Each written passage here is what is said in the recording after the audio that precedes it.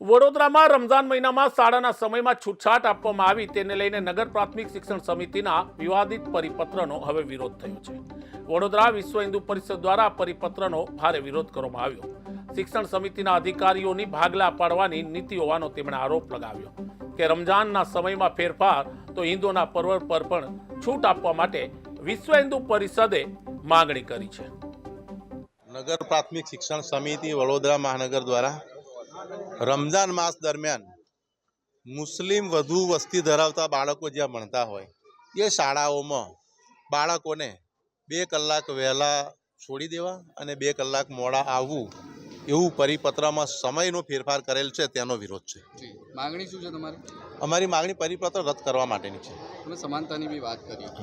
એટલે સમાનતાની વાત એટલા માટે કરી કે સરકાર એક બાજુ એવું કહે છે કે સમાન સિવિલ કોડ લાવીશું, એના માટે કાર્યશીલ છે સરકાર, અને બીજી બાજુ એમના જ એક અધિકારી આ રીતનું મુસ્લિમ તૃષ્ટિકરણ કરી રહ્યા છે અને જાણે કે પાકિસ્તાનમાં હોય એ જ રીતનો એક વર્તાવ કરી રહ્યા છે, તો એ યોગ્ય નથી। એના કારણે મારો વિરોધ છે।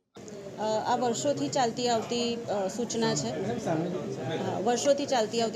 છે, અને આ વખતની રજાઓની સૂચનામાં આ બાબત રહી ગઈ હતી એટલા માટે આ અલગથી પરિપત્ર ગયા વર્ષે પણ આ બહાર પાડેલો હતો, 2019માં બી બહાર પાડેલો હતો, અને એ પહેલાં પણ વર્ષોથી આ સૂચના બહાર પડાય જ છે, અને જે તે શાળાઓની માંગણી આવે એટલે અમે સૂચના બહાર પાડતા હોઈએ છીએ।